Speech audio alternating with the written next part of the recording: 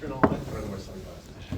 What was the key to getting at least enough stops in the second half versus that first half? I think there was a lot of things, Jeff. I think first of all, trying to minimize the paint touches of them. And obviously I thought we let Garcia get too comfortable in the first half, even Payne. And then just some defensive miscues between, allowing a lefty to go to his left hand or not taking care of a block out that ended up giving a man one. There was some simple things. I thought we were much more physical in the second half. And I think that helped us, get an edge there defensively. When you guys chipped away at the lead after halftime, but they made it back up to 7. But you guys came right back in, I think, 3 or 4 possessions. Right back. How critical of a stretch was that to not let them feed on some momentum and turn it back your way? Yeah, I mean, you're always on the road. You're trying to get it to it's a 4-minute game, unless you can pull away. But and I think this group has been, you've heard me use the word resilient a lot, and they just keep playing. And I think that's what, good teams do. You just have to play through the ups and downs and keep battling back. And they were good and locked in the huddle, in those mini huddles and in the timeouts. So we knew we had a lot of basketball left and there was going to be a lot of possessions. So let's make sure defensively, I think that's the biggest thing at the start of the second half, as I get those little these box scores each media timeout, and I glanced down once and they were shooting 67% in the second half. So to see that we got them down to 43 tells me defensively, we made things a little harder for them in the second half, and specifically the last 10, 12 minutes. You've had times where you took guys out with 2 fouls and they set a lot in the first half. Chucky, that happened to him tonight. Mm-hmm. Is it easy to do what he did, be so involved in the game in the second half? No. And have such an impact? No, but I trust him in terms of where he's at mentally. And I told him with about a minute to go in the first half, make sure at halftime get really loose. Run in that hallway, do what you need to do to have yourself ready to go. And I would say, unless I absolutely needed to, I wasn't going to. He had plenty of rest in the first half. He was going to play the whole 20 in the second. Yes, and you obviously would have liked to avoid that turnover after they made the free throw on hoop, but how beneficial is it for this team to just kind of relearn again how to win one of these? Yeah, I mean it's important. And there was a miscommunication there. Max broke before Tyler had the ball from the official, and then he stopped, and then he went to start again, and Tyler threw it where he was and not where he was going. And then Max thought we were up 3. So, kids will be kids, and so hence that's why he, I think, fouled. That's at least why he told me why he fouled battle there. But we'll work on the math skills later. But, I think it's for us to knock down free throws. I mean, Tyler Wall going 5 for 5 was big. Max Klesmit, the job he did on Jamison Battle to hold him 1 for 8, to get 48 points in the paint, and those 2 guys really produced in there.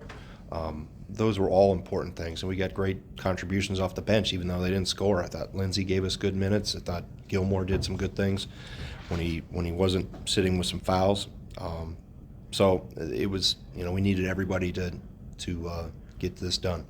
Greg, before the year, you mentioned that you were going to learn about this team as kind of the year went along, just through the regular season.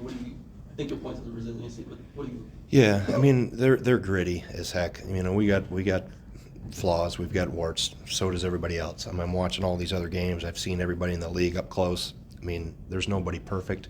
I think that's why you see, between 12th and 3rd is 2 games. I mean, and I've been in this league for 20 years, and I haven't seen it like this. The inconsistency of teams.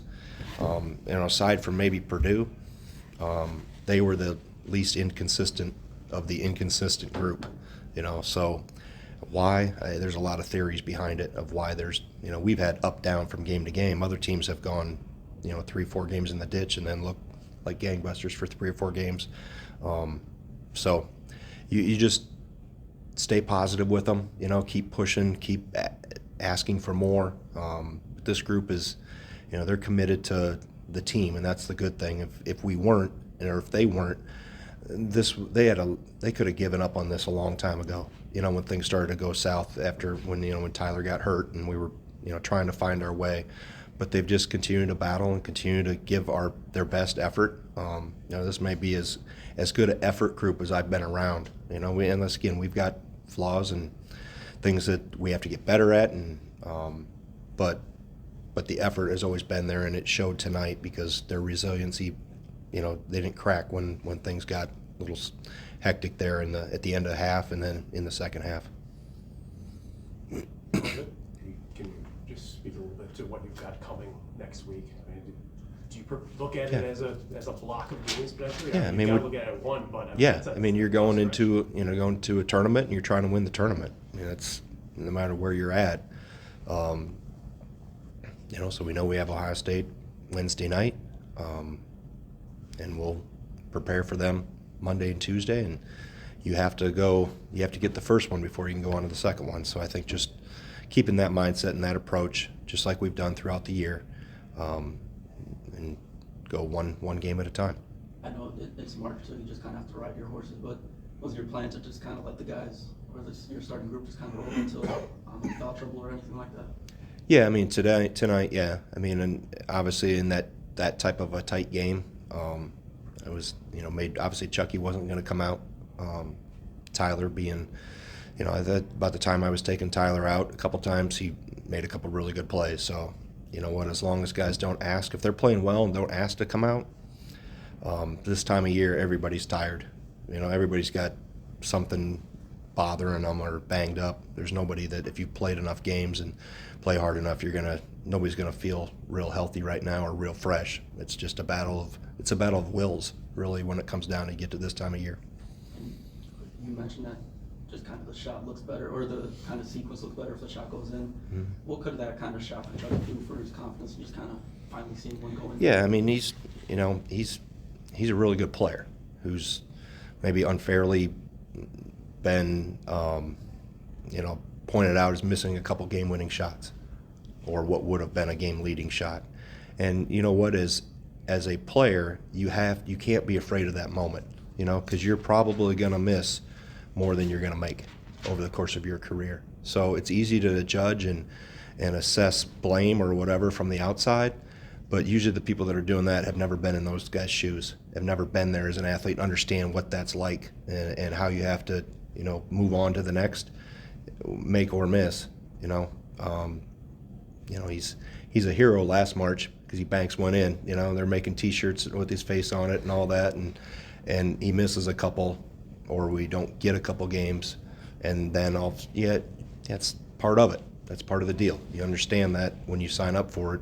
That's why you keep your circle really close and ignore all the irrelevant stuff from the outside. We asked about that shot, and he said, I've hit big shots Yeah. before. So I'm just curious, did you see that during the recruiting process, that if he didn't shy away? Oh, yeah.